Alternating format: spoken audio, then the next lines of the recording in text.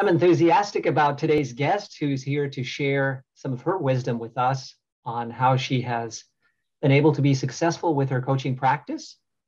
So I'd first like to introduce her. Jill Bornstein received her ICF ACC certification in June of 2021 and is the founder of UpNext Leadership Coaching. Jill specializes in developing new leaders, rising executives, and high-performing leadership teams. Her background as a finance executive at General Electric, business founder, elected community leader, and president of several nonprofit boards developed her competencies as a successful growth accelerator, business strategist, team champion, and partnership builder. Jill draws from her wealth of experience to help move her clients forward to reach their goals and prepare them for whatever is up next. Jill, it's really great to be here with you today. Thanks for being on the show. Great. Well, thank you so much for having me. Giving back is really important to me, and I'm just delighted to share what I've learned so far in my coaching journey. Excellent. Well, I'm really looking forward to hearing your answers to some of our questions here today so that we can learn more from your experience. So I'd just like to jump in and ask you the first question. I always find it interesting how people come to settle on a name for their businesses. How did you decide on UpNext Leadership Coaching as your business name? So really, my goal is to offer clients a positive, upbeat environment that challenges them and moves them forward to prepare them for what is coming next. And so when I really thought about the combination of those words, I combined the up from upbeat and feeling like what's coming up next or what they're going to have next, and combine that into UpNext, and felt that was really the embodiment of my coaching philosophy.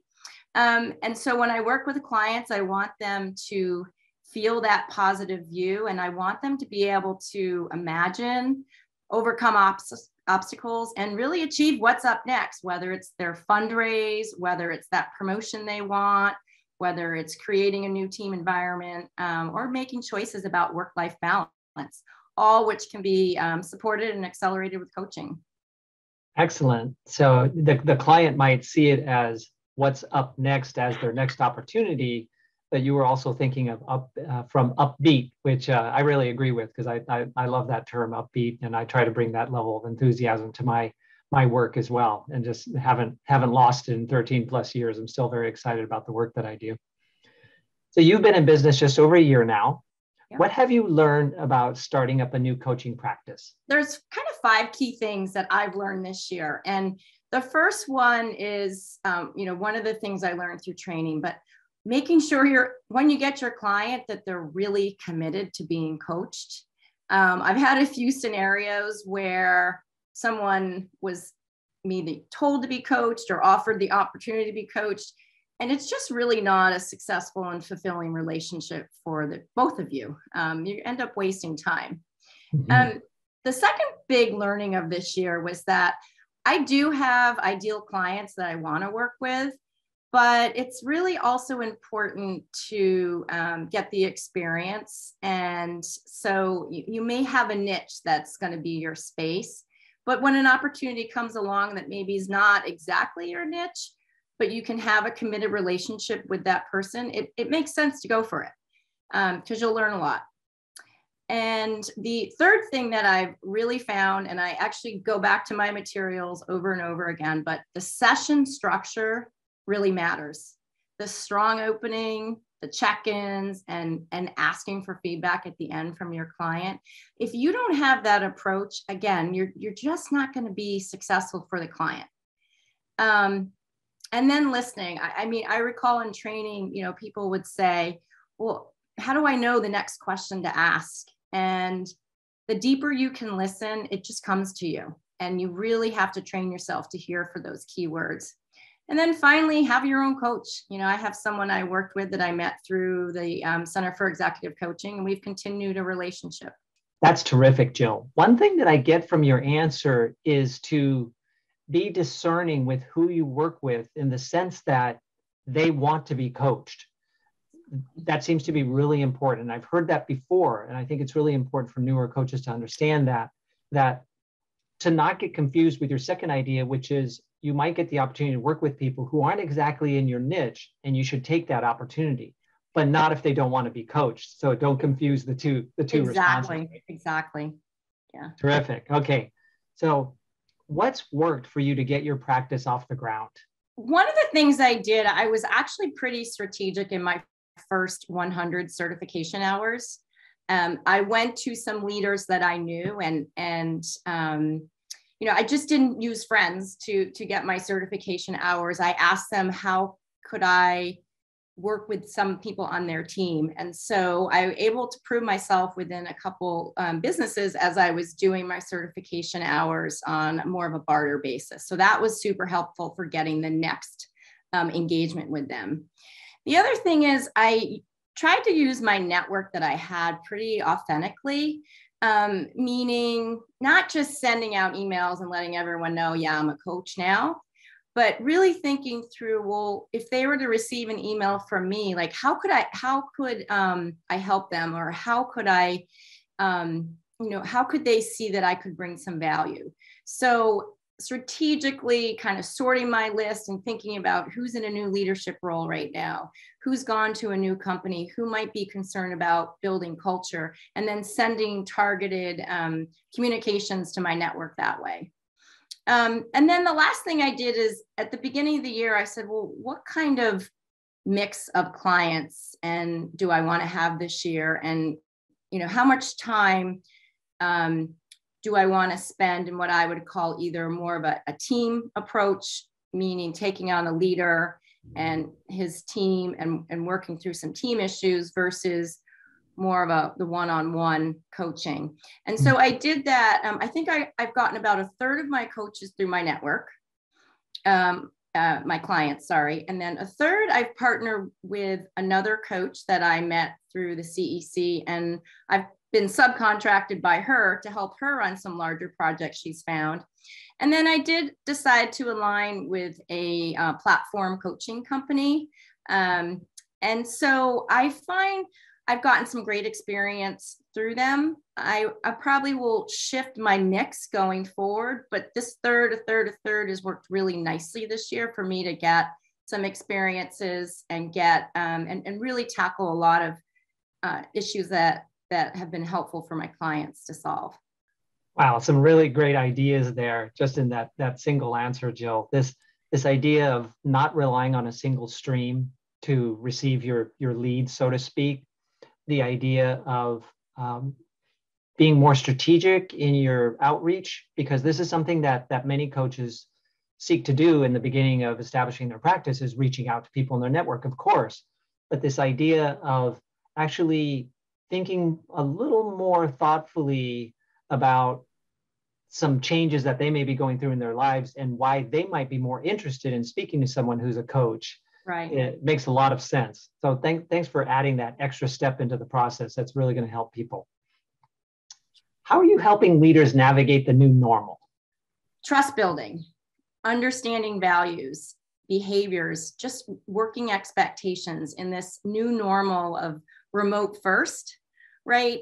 People in some degree forget that. And so we spend a lot of time there, even just talking about over communicating expectations. I'm doing a lot of culture rebooting with my leaders and really working on true team engagement with them and helping them understand each individual.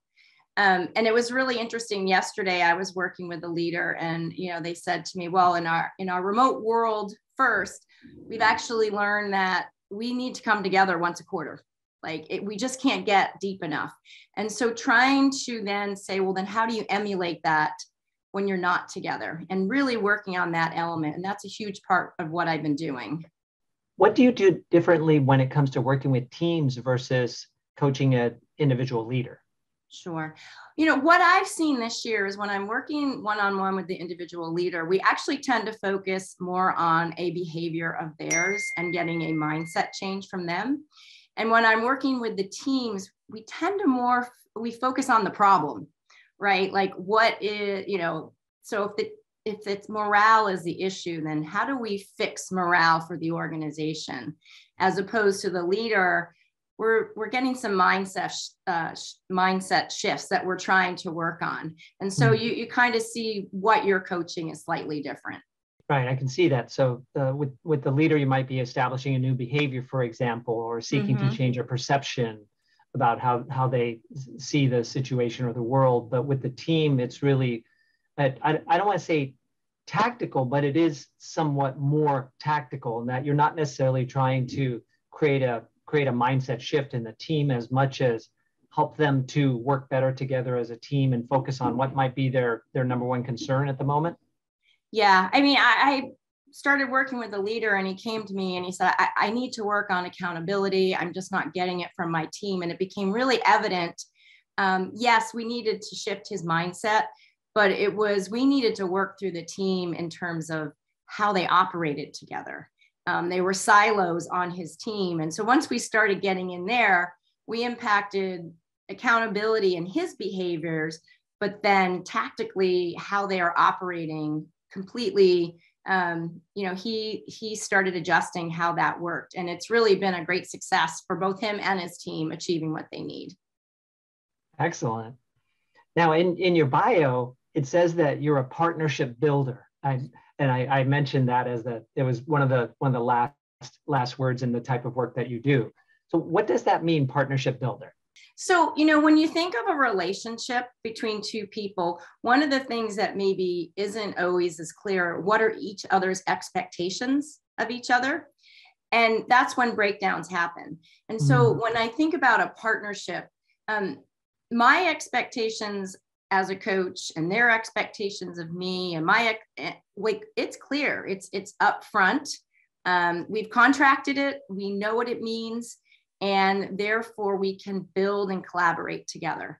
And I think if you don't do that part, from a coaching standpoint, and even in your everyday interactions, when expectations aren't clear, you just can't get to where you want to go. And so to me, that's the big differentiator.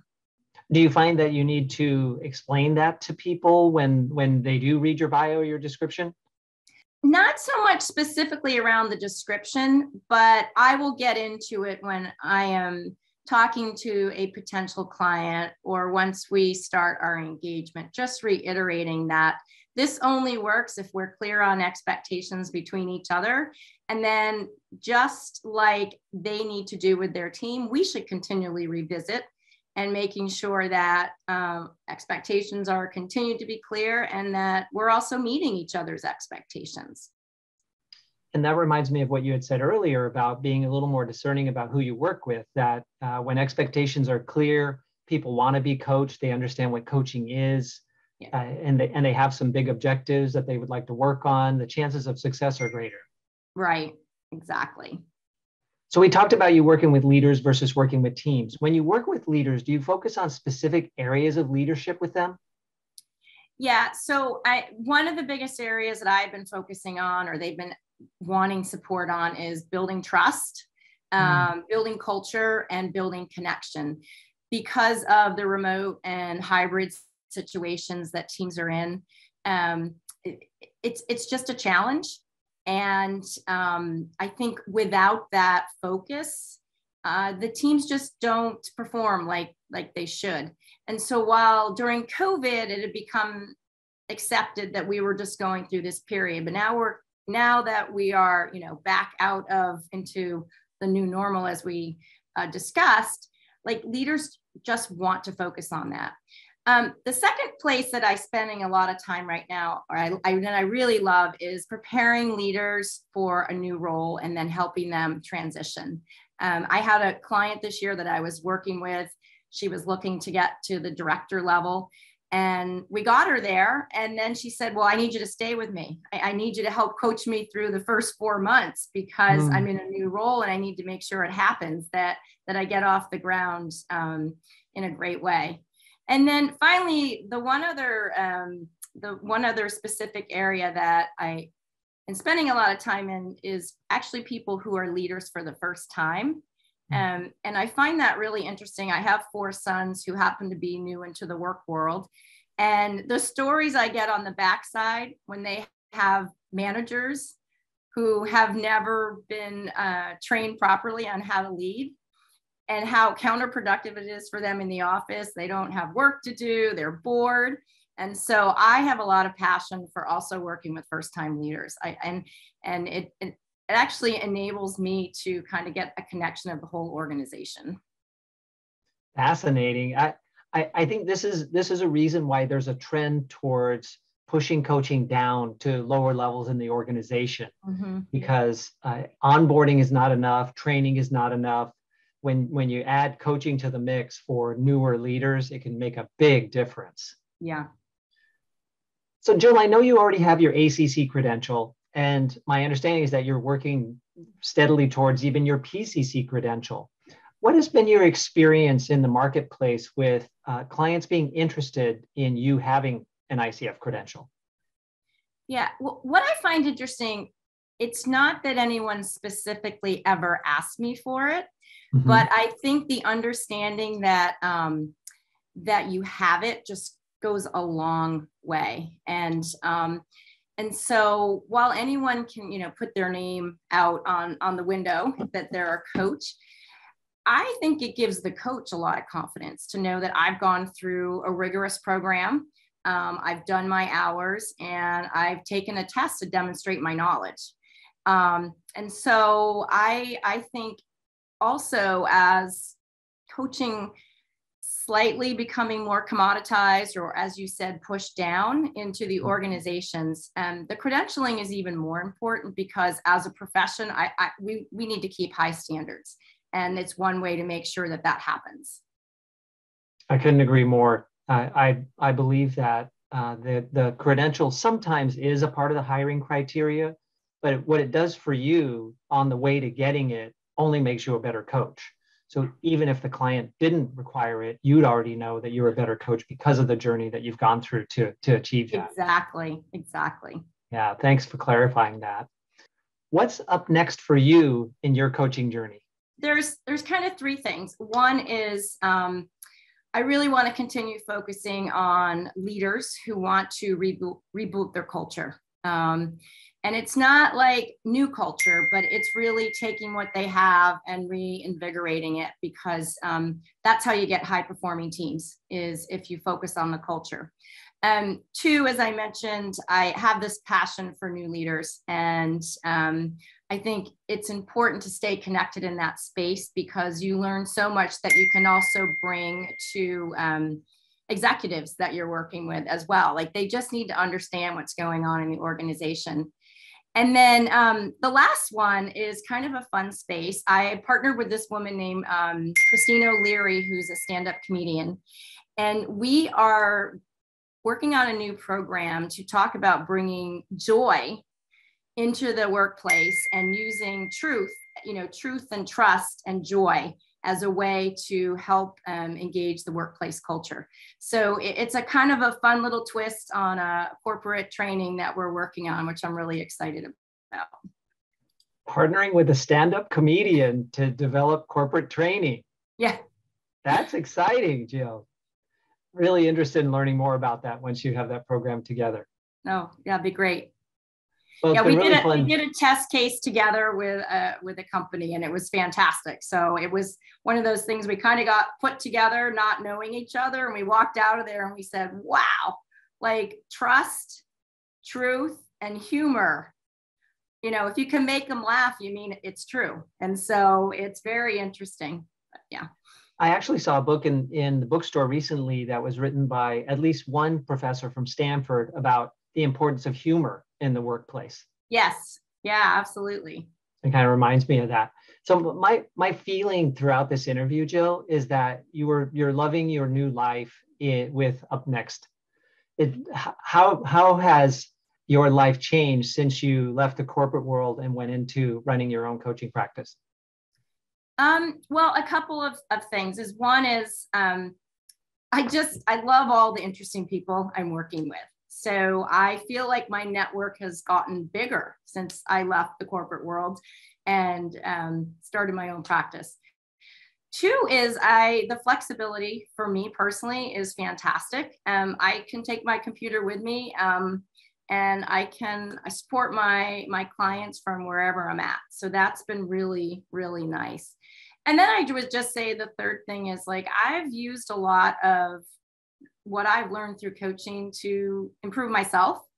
And that the growing that's gone on for me personally has been tremendous. I could just feel that. And I resonate with that, because that's one of the reasons I entered into the field, because I knew that I could only help my clients if I myself was dedicated to learning and growing and becoming better.